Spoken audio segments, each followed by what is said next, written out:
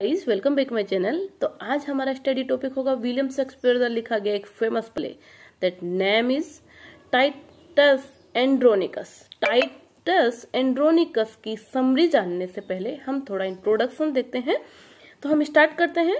Titus Andronicus is a tragedy by William Shakespeare believed to have been written between 1588 and 1593, probably in collaboration with पील.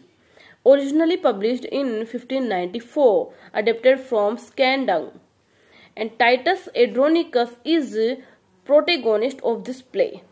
इस play का जो protagonist है वो Titus Andronicus ही है, जो एक रोमन जनरल होता है। A Roman general is the protagonist of the play. The whole action revolves around him.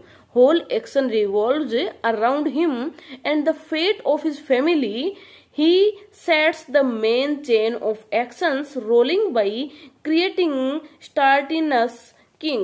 As a result, he indirectly empowers his enemies Aaron and Tumora, who in turn set out to destroy his family.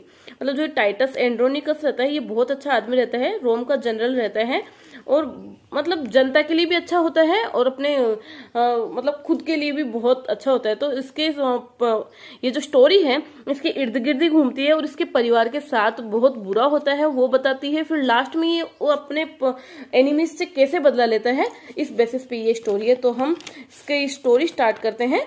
First हम जानते हैं इसके characters. First protagonist is Titus Andronicus. उसके बच्चे रहते हैं 4, 3 रहते हैं बेटे और 1 रहती है बेटी. 3 बेटों का नाम रहता है क्विंटस, मारिटस, लूसियस एंड लेविना. लेविना नाम की जो बेटी रहती है. अब एक रोम का राजा रहता है जिसके 2 बेटे रहते हैं, स्टार्निमस और एक बेसेनस. अब ये रोम का जो राजा है वो मर जाता है तो सब लोग सोचते हैं कि क्यों ना टाइटस एंड्रोनिकस को राजा बनाया जाए, जबकि उसके 2 बेटे हैं. 2 बेटों में लगा रहता है कि कौन बेटा बनेगा, लेकिन दोनों बेटों से ज्यादा इलिजिबल जो होता है वो टाइटस एंड्रोनिकस रहता है. इसलिए सारी जनता सोचती है कि जो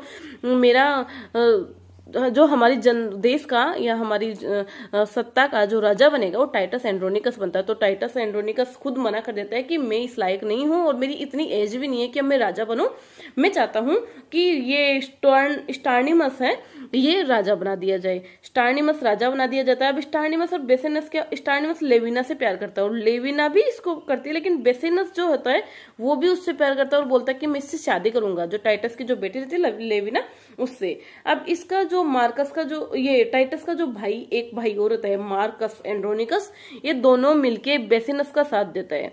तो स्टार्निमस क्या इसको गिल्टी फील होती है कि मतलब मैं राजा हूं, ये मेरा जनरल है, फिर भी ये बेसिनस का सपोर्ट कर रहा है तो मुझे इतनी इंसल्ट पसंद नहीं है, तो मैं इसकी बेटी से शादी नहीं करूंगा. फिर ये इसकी बेटी से शादी नहीं करता है.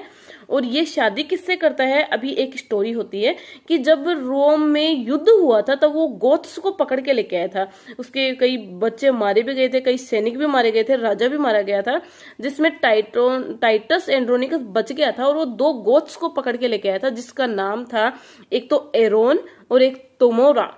एरोन हबसी काला रंग का आदमी रहता है और जो तोमोरा रहती है वो वहां की क्वीन रहती है, गोथ्स की क्वीन रहती है. उन दोनों को पकड़ के लाता है. तो ये स्टार्निमस क्या होता है, अपना थोड़ा एंगर दिखाने के लिए वो तोमोरा से शादी करता है. अब ये तोमोरा क्या होती है, तोमोरा अपने मतलब थोड़ा प्लान सक्सेसफुल करने के लिए ये स्टार्निमस को बोलती है कि मैं तुम्हारी बीवी हूं, तुम मेरी बात मानो और तुम टाइटस से कोई प्रकार की दुश्मनी मत रखो, उसके परिवार से तुम समझौता कर लो और मतलब अच्छे से दोस्ती कर लो, क्योंकि इसका कोई प्लान रहता है उस टाइम पे. अब उसका प्लान क्या रहता है कि और ये एरोन रहता है ना, ये इसका सीक्रेट लवर रहता है. और मतलब ये स्टार्निमस से भी एक प्लान के थ्रू ही शादी करती है, वैसे कोई एक्चुअली शादी नहीं करती है, बस प्लान के थ्रू से शादी कर लेती है. जबकि इसका जो ये लवर रहता है वो एरोन रहता है. तो एरोन क्या करता है, इसके 2 बेटे रहते हैं, सिरोन एंड डेमेट्रस. ये इन दोनों के बेटे रहते हैं, तमोरा के और एरोन के. तो ये इन दोनों को बोलता है कि अभी ये बदला क्यों लेंगे कि टाइटस एंड्रोनिकस एक तो उसको युद्ध में पकड़ के लाए, और एक क्या करा था, वो एलार्बस नाम का लड़का था तमोरा का, उसको मार देता है। इसका बदला लेने के लिए अब इन दोनों का प्लान बन रहा है। थोड़ी कंफ्यूजिंग है स्टोरी, लेकिन बहुत अच्छे से समझ में आएगी। ट्राई करती हूँ मैं। तमोरा और एरोन प्लान बनाते हैं, और एरोन अपने प्लान के थ्रू सिरोन और डेमेट्रस को भेजता है कि जो इसकी बेटी है लेविना, तुम इसके साथ जबरदस्ती करो और इसकी जीभ और हाथ काट के फेंक दो, ताकि वो बता नहीं सके कि ऐसा किसने किया है। तो वो ऐसा ही करते हैं, वो उसके साथ गलत करते हैं और उसकी जीभ और हाथ काट के उसको कहीं फेंक देते हैं। फिर टाइटस एंड्रोनिकस को जब पता लगता है तो वो अपनी बेटी को लेके आता है, लेकिन वो किसी के बारे में बता नहीं पाती कि किसने ऐसा उसके साथ किया है। और इसका जो, और फिर बाद में क्या रहता है, वो बेसेनिस को मार देते हैं। बेसेनिस को मार देते हैं तो इसका नाम लगा देते हैं। वो टाइटस एंड्रोनिकस के दो बेटे रहते हैं, क्विंटस और मार्शस, इन दोनों के ऊपर नाम लगा देते हैं। इन दोनों पे नाम लगाने से ये स्टार्निमस है, दोनों को जेल में बंद कर देता है। अब टाइटस तो बेचारा दुखी हो गया कि एक तो बेटी के साथ गलत हो गया, एक बेटे जो थे उनको भी उसने जेल में दे दिया, जबकि उसको तो कुछ पता ही नहीं है कि उसकी लाइफ में क्या हो रहा है, क्योंकि वो तो कुछ जानता भी नहीं है ना, उसके पीछे पीछे सब कुछ हो रहा है। एरोन और ये तमोरा दोनों मिलकर उसके साथ में धोखा कर रहे हैं। तो फिर बाद में मतलब जैसे तैसे करके ये जो लड़की रहती है लेविना, एक कहानी पढ़ती रहती है। कहानी पढ़ने में उसमें स्टोरी जो रहती, वो हीरोइन जो रहती है, उस हीरोइन के साथ भी सेम वैसा ही हुआ था जैसे लेविना के साथ हुआ था।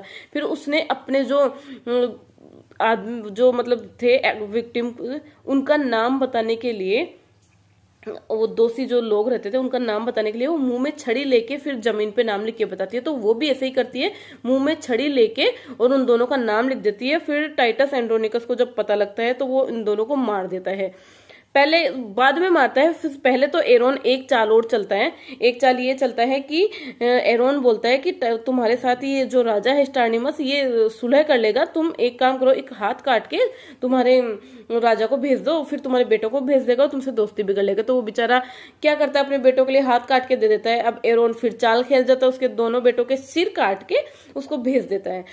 ये टाइटस एंड्रोनिकस बुरी तरह पजल्ड हो जाता है। फिर जब वो फिर स्टोरी आती है वो वाली कि जब वो लेविना अपने दोनों दोषियों के नाम लिख देती है जमीन पे, फिर ये टाइटस एंड्रोनिकस इन सिरोन डेमेट्रस को मार देता है। इससे फिर बाद में ये एरोन और तमोरा को झटका लगता है, क्योंकि अब इनका राज खुलने वाला जैसा हो गया है। फिर उसके बाद में क्या होता है कि ये लास्ट में तो यही हो जाता है, जो टाइटस एंड्रोनिकस होता है जो ये तमोरा को भी मार देता है, और जो स्टार्निमस रहता है ये लेविना को भी मार देता है, और ये एरोन को भी मार देता है। तो ऐसे करके एरोन भी मर जाती है, तमोरा भी मर जाता है और ये लेविना भी मर जाती है, और ये इसके दो बेटे पहले से मर ही गए। फिर टाइटस एंड्रोनिकस ये स्टार्निमस मारता है, टाइटस एंड्रोनिकस को मार देता है, और फिर ये दोनों भी मर जाते हैं। ऐसे करके इसमें कोई भी नहीं रहता है, सब मर जाते हैं, सब एक दूसरे के धोखे में इधर उधर करके मर जाते हैं। लास्ट में जो दो बचते हैं वो बचता है एक तो लूसियस और एक उसका चाचा मार्कस। फिर मार्कस और लूसियस जनता को सारी बातें बताती है कि कैसे कैसे मतलब क्या क्या हुआ और कैसे कैसे धोखाधड़ी हुई टाइटस एंड्रोनिकस। फिर टाइटस को तो एक सम्मान के साथ उसको दफनाया जाता है, उसको खूब सम्मान के साथ श्रद्धांजलि दी जाती है, और लूसियस को रोम का राजा बना दिया जाता है। ऐसा करके इसकी स्टोरी मतलब ट्रेजिक भी होती है, लेकिन फिर लास्ट में सत्य की जीत होती है। जैसे कि हर प्ले में होता है कि ट्रेजेडी होने से भी एक सत्य की जीत होती है, लास्ट में सच सामने आ ही जाता है, और इसके साथ में कहानी खत्म होती है। Okay, thank you.